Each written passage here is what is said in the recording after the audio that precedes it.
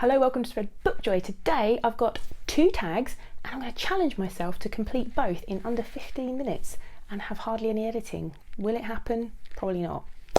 If you're new to the channel, I'm Jack. If you're not new, welcome back to Spread Book Joy.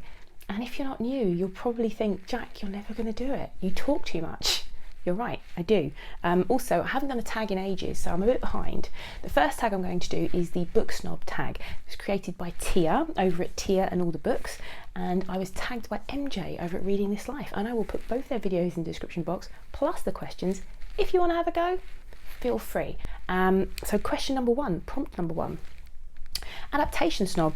Do you always read the book before you see the movie? Not always. I used to try and be a real stickler for it, but not always, and particularly when it comes down to sort of horror or anything like that. I don't always read the book before I see the movie. Getting less sticklery for it. Sticklery? Is that a word? It is now. I'm being less of a stickler for that as I get older. Prompt at number 2. Format snob. You can only choose one format in which to read the books for the rest of your life. Which one do you choose? Physical books, ebooks or audiobooks? Well, now initially I thought this was going to be super easy and I would just say physical books, but then I started thinking about a life without audiobooks for the rest of my life. That would be really difficult, really difficult, because I realised that I do the majority of my reading and I managed to get it done because of audiobooks, because I listen to them while I'm doing other things. So, and I just love them, and they are a comfort to me, and I listen to them at night and I listen to them, you know, I just love an audiobook, so that's really tricky. However, my book collection and my physical books are objects of I absolutely love and adore them, so if I had to get rid of those I'd be sad too. So I'm going to have to say physical. I'd have to pick physical for the rest of my life, because yeah, can't imagine not having them. Question number 3. Ship snob. Would you date or marry a non-reader? Sure. When it comes to dating or relationships, I don't think I've ever been out with someone who's a non-reader, but I don't think I've ever been with someone who has quite the insane passion for books that I have.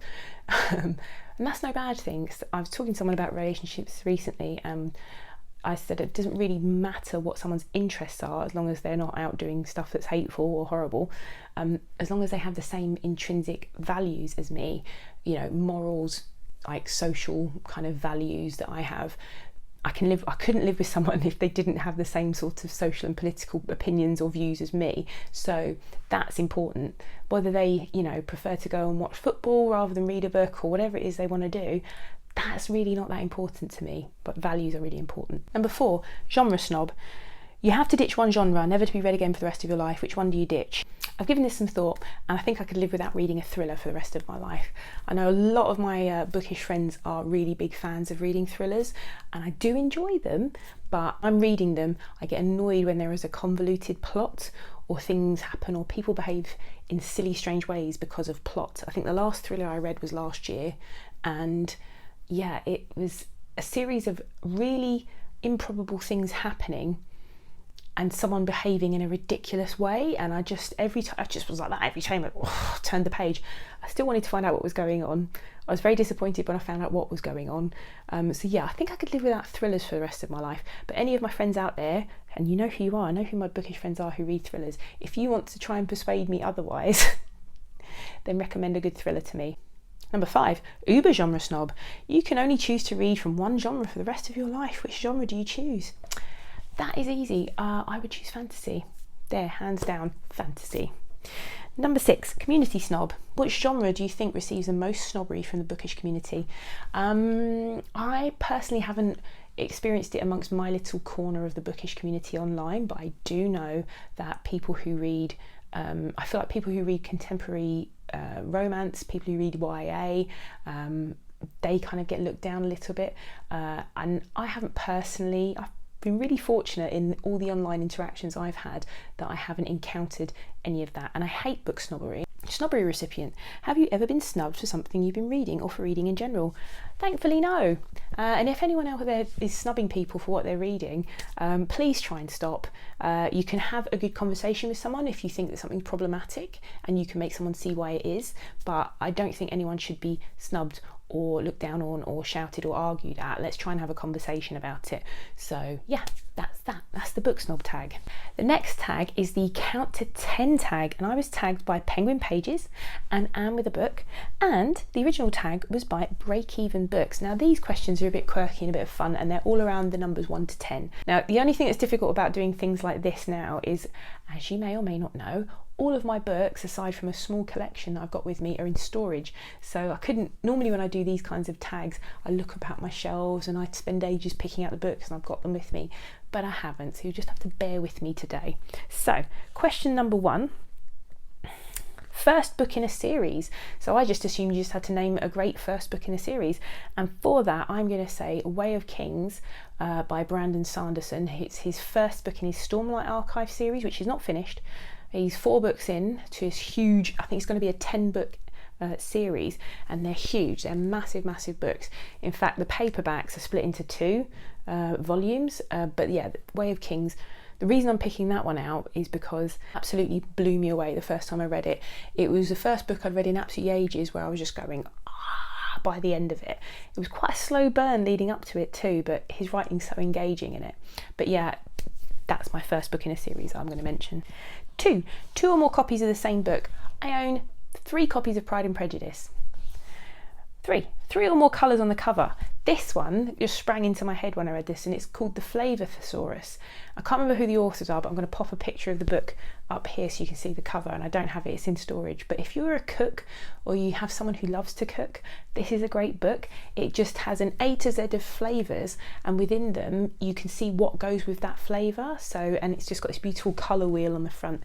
It's lovely and it's a great present. I'd highly recommend it as a present for anyone that you know that cooks or loves food. Really good. Number 4 or more perspectives. So for this one I'm also going to go with a fantasy book, and I've gone with The Ship of Magic by Robin Hobb, because I just finished a reread of the Live Ship Traders trilogy, which is in her huge Realm of the Elderlings series, and the Live Ship Traders trilogy is the 3rd time I've read it, and I absolutely just couldn't put it down for the 3rd time. I read it 3 times and I couldn't put it down the 3rd time. So yeah, I'm going to recommend that because there are several different perspectives that the story's told from. It's 3rd person perspective, like narration, but a different person's perspective, a different character's perspective, because it's kind of like the big kind of epic fantasy books. So yeah, highly recommend those. Number 5, a 5-star read, Lonesome Dove. I'm going to say that because I just finished reading it with Sandy in, gosh, I finished it back at the end of September, beginning of October,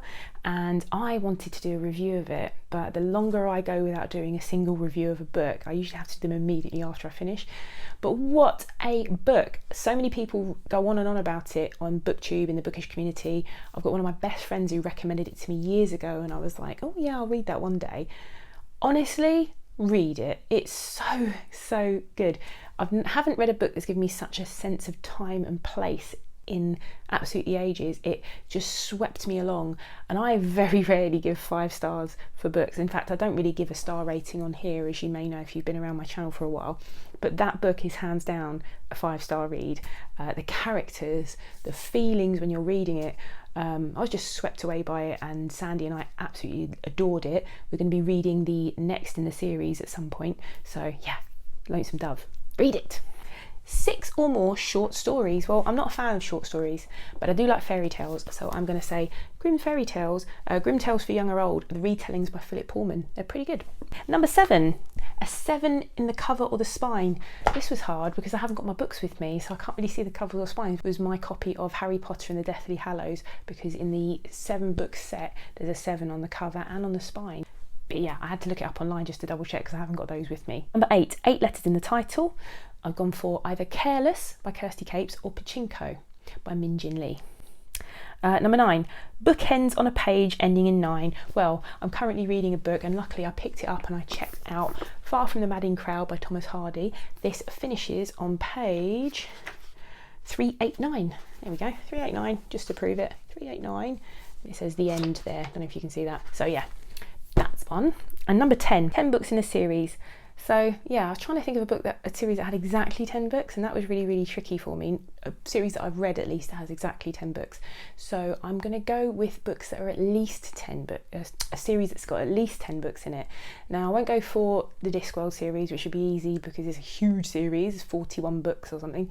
but I'm going to go for, I think, the Southern Vampire Mysteries by Charlene Harris, because I've enjoyed them so much this year. If you've not been around here before, you might not have seen me talking about them, but they're the books that were the inspiration for the HBO series True Blood. I read them first years ago before the TV show came out, and I'm rereading them this year with Ange from Ange's Book Chatter and Amy from BookTube with Amy. We're doing a year-long read-along of the entire series, and so I'll finally get to finish it because I've never finished it before. 13 books in the series plus some short stories, plus like there's a follow-up called After Dead, which is just what happened to each of the characters after the series finished. So those are my 2 tags. Hopefully I got that under 15 minutes, and hopefully I'll get it up today for Tag Tuesday. And if you like these tags and you want to do them, feel free. I'm going to stick the questions in the description box below, and hopefully I'll see you again here soon. Bye.